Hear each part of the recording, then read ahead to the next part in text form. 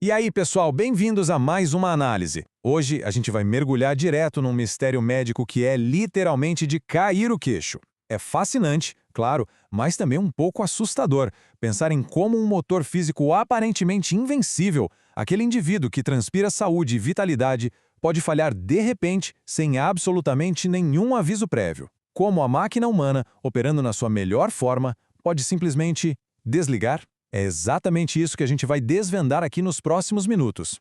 Parte 1. O paradoxo do coração saudável. E isso já nos joga direto na nossa questão central. Afinal, como é que atletas podem sofrer infartos? É uma contradição que deixa especialistas coçando a cabeça há décadas. Como alguém pode correr uma prova de 10 quilômetros, esbanjando energia, e ao mesmo tempo ter um bloqueio fatal crescendo ativamente ali dentro do próprio corpo? A biologia, meus amigos, não perdoa. Ela não está nem aí para sua velocidade na corrida ou para quanto peso você levanta na academia. E essa desconexão total entre o que a gente vê por fora e a realidade por dentro que nos traz a esse número aterrorizante. Para colocar em perspectiva, para 50% dos homens e assustadores 64% das mulheres, o primeiríssimo sintoma de um problema grave no coração não é uma falta de ar de leve ou uma dorzinha no peito, é a morte súbita. O primeiro aviso já costuma ser o último. Então, para entender como essa bomba relógio passa totalmente despercebida, a gente precisa investigar a fundo a estrutura da nossa própria máquina. Parte 2. Anatomia da artéria coronária esquerda. Beleza, vamos entrar de cabeça nisso. Se a gente pudesse abrir o peito agora e olhar o coração bem de perto, veríamos que ele depende de uma rede de vasos ao redor dele. A grande estrela dessa rede é a artéria coronária esquerda e a sua ramificação, a famosa LAD. Olha, nos prontos-socorros, o apelido dessa artéria é bem sombrio, a fazedora de viúvas. Imagina essa rede arterial como as raízes de uma árvore gigantesca. Se você bloqueia um galinho, perde-se uma folha. Mas bloquear a LAD é o equivalente exato a cortar o tronco principal inteiro. O fluxo de sangue cessa na hora e o resultado é uma morte maciça imediata de tecido. Parte 3. Remodelamento positivo. A ameaça oculta. Agora, o que é realmente interessante sobre isso é a grande reviravolta biológica e um mito que acaba custando muitas vidas. A lógica diz pra gente que o acúmulo de placa de gordura é igual ao cano de uma pia velha, entupindo devagarinho, né? A gente acha que o cano vai ficando cada vez mais estreito, dando avisos bem claros de que a água vai parar. Mas o corpo humano adora pregar umas peças. A realidade mesmo é o que a medicina chama de remodelamento positivo. Conforme a placa perigosa vai acumulando, a parede da artéria literalmente se expande. Ela estica para fora para acomodar esse lixo biológico. E com isso, o canal no meio fica perfeitamente preservado para a passagem do sangue, enganando qualquer percepção de risco. E é assim que a gente chega a esse número absurdo. A biologia humana é tão espetacularmente adaptável que esse remodelamento consegue esconder um bloqueio de até 90%. 90%! Como o tubo continua fisicamente aberto graças a essa expansão para fora, o sangue flui de forma normal. E é exatamente por isso, com toda a certeza, que um atleta pode estar lá correndo uma maratona, se sentindo incrivelmente bem, sem fazer a menor ideia de que o coração está à beira de um colapso, até o exato segundo em que o sangue simplesmente para de vez. Parte 4. Infartos.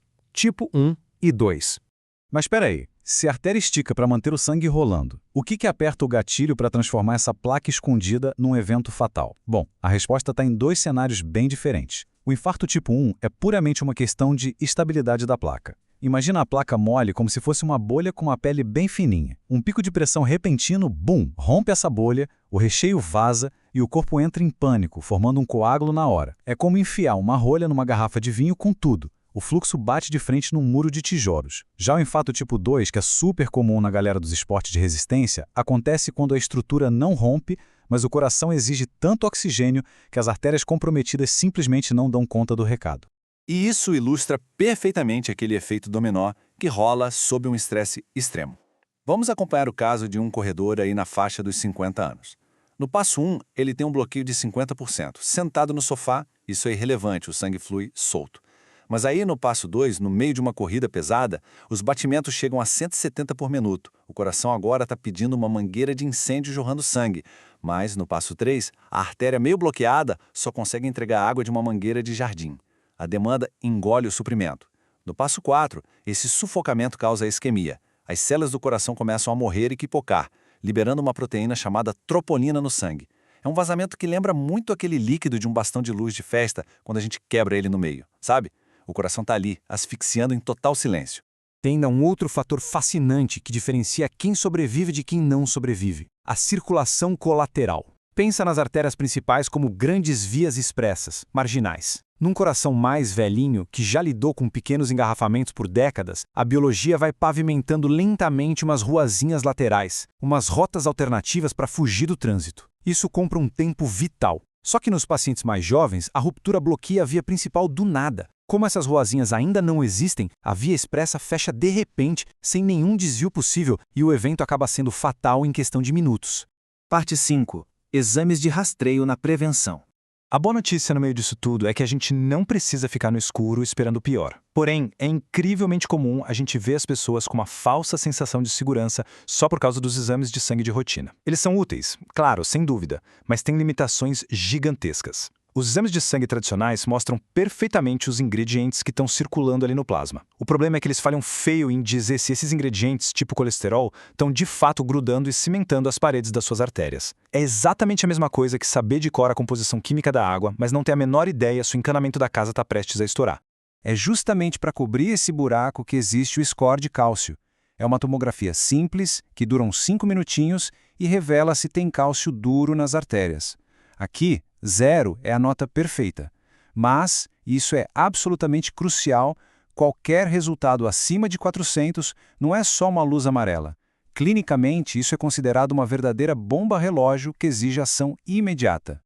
Então, o ponto principal é o seguinte: o verdadeiro divisor de águas, o nosso sistema de alerta precoce definitivo, é a angiotomografia coronariana. Enquanto o score de cálcio só mostra o que já endureceu, esse exame vai um passo fenomenal além. Ele consegue identificar visualmente aquelas bolhas de placa mole e super perigosas antes mesmo delas calcificarem ou, pior, romperem. É, literalmente, a tecnologia dando pra gente a capacidade de enxergar a faísca e apagar o fogo muito antes da casa começar a pegar fogo. E para a gente fechar essa nossa análise profunda de hoje, deixo aqui uma reflexão provocativa. Será que a gente está usando a tecnologia certa para investigar a saúde real desses nossos motores invisíveis? Ter um ataque cardíaco num corpo que, por fora fisicamente saudável, quase sempre é uma tragédia causada pela falta de dados precisos. A gente não precisa ficar brincando de adivinhar como está a saúde cardiovascular só se baseando no espelho ou no fôlego.